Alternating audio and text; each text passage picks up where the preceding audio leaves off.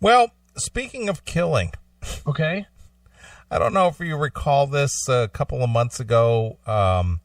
Authorities found a woman who was chained inside of a shipping container. Yeah, I remember that. She was being detained, and some guy was keeping her held captive inside of a shipping container. Mm-hmm. And she was in there for like a couple of months. Right. Well, her captive has finally spoken. Oh, good. So we'll find out what's on his mind and how he justifies his actions. Okay. A South Carolina serial killer. Mm-hmm. It was an honor killing, by the way. Honor killing. That's what I was looking for. Who has kidnapped and kept a woman chained inside of a shipping container, has spoken publicly for the first time since his November arrest. So it's almost been a year. Wow. Can't believe that. It just seems like a couple of months ago. Yep. And his words were almost as brutal as his crimes. Okay. In a chilling letter mailed to the Post last week, Todd Kohlhepp,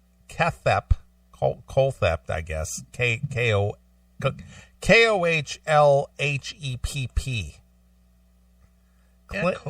Yeah, something like that. Claimed that 7 people he murdered were criminals, and that he was merely trying to save the 30-year-old woman he had viciously imprisoned after killing her boyfriend. Wow.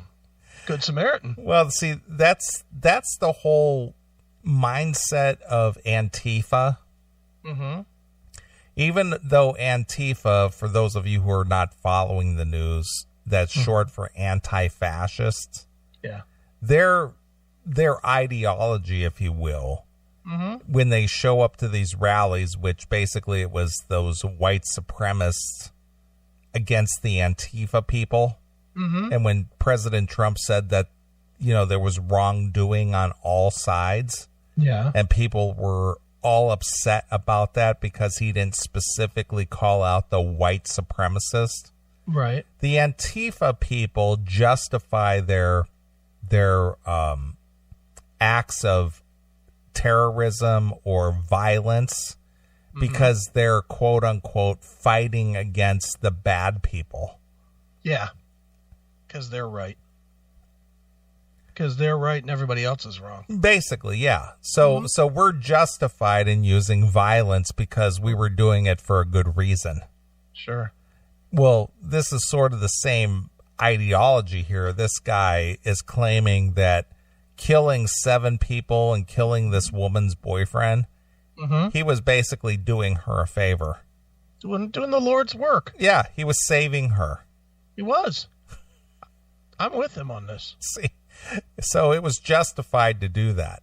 He was protecting her in a well-concealed whatever container. Yeah.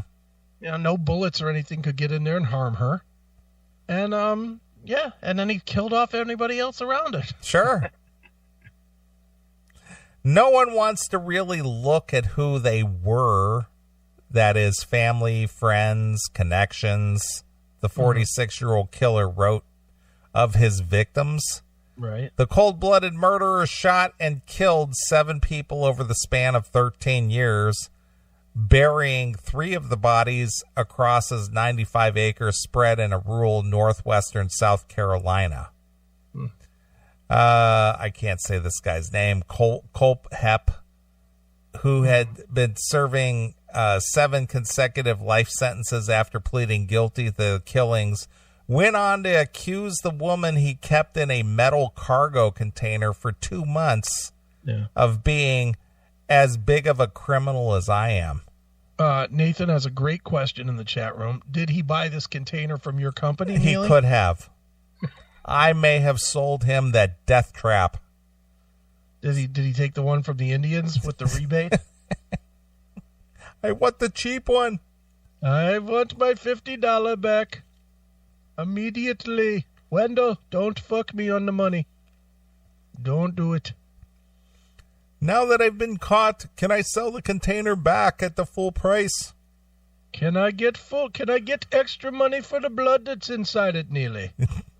This is a famous container. It smells like pussy and fear. And there should be some extra money for that. Right.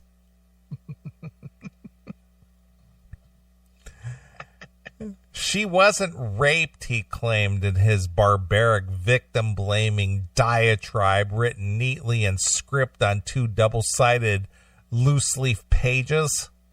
Whoa, is that a real picture of her? Yeah. Oh, wow. Yeah. That's some sick shit there. That is. Man. Okay, go ahead. Yep, that is an actual photo. Whoa. All of my victims were criminals, he declared. Okay. In his only hint of remorse, he then wrote, "Not that it makes it right. I was wrong to do what I did." He provided no further details, and authorities dismissed his accusations. Okay. Wow. Colthep is an attention seeker who needs to stay in prison and be forgotten, said Murray Glenn, a spokesperson for the Spartanburg County Prosecutor Office. Okay. Brown's rep said she was not yet ready to discuss her ordeal or comment on Colthep's missive from prison. But she has signed up for Twitter and will be there shortly. Right. The killer was captured after a terrorized Brown 30 was rescued by police on November 3rd in 2016. Mm-hmm. They had used her cell phone records to trace her steps to Colthep's home. Wow. She was found chained by the neck inside the dark green 30-foot-long container, tucked among rows of trees far back in Colthep's property, where she said she was raped twice a day, every day. Wow. Colthep let me know that if I tried to run, he'd kill me. If I tried to hurt him, he'd kill me. If I fought back, he would kill me. Mm-hmm. Brown and her boyfriend, Charlie Carver, 32, went missing in August of 2016.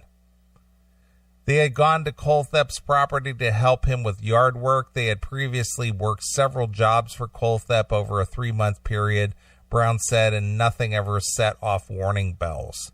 But when Colthep went inside a shed to retrieve gardening tools, he came out with a weapon and shot Carver 3 times in the chest and wrapped him up in a blue tarp, Brown told investigators. Man. The murderer, who once worked as a real estate agent, bizarrely claimed in his letter to the Post he was trying to save Brown. Yeah, he was trying to save her for himself. Yeah. She was in the shipping container because I didn't want to hurt her. Refused to turn her over to someone else who would, and buying time while I figure out a way to resolve this non-violently, he wrote. Right, he was softening her up like a veal. Right. I had her in a shipping container because, kept her fresh. It was like, fruit in a can. Pussy in a can. Jackal in the chat room, are you sure this guy wasn't an Indian? Yeah, he could have been an Indian. Again, he provided no further details or evidence. Ugh. After Spartanburg, South Carolina officers freed Brown, she helped lead them to Carver's body and indicated there were others. Okay. So this guy was on a killing spree. How much time's he doing? Life times 7. So why do we need to pay for this fucking guy for 40 years? Yeah, just get rid of him. This is a guy that, come on. Put him out holding a truck up in a hurricane or something. For God's sakes, shouldn't this guy just be gone? Yeah, there's no reason for him to stay around. There's zero reason for this guy to exist anymore. He's admitting that he did it. Get rid of him. Stupid. Colthep eventually confessed to Carver's murder and 6 others.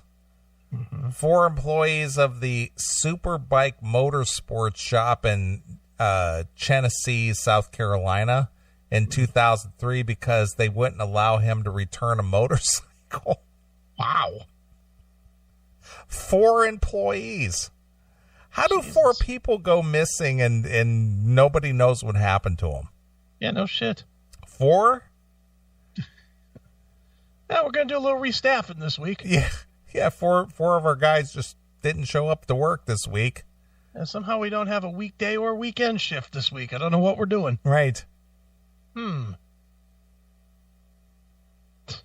Wow. He also killed Megan Leigh McCraw, 25, and her boyfriend Johnny Joe Coxey, Okay.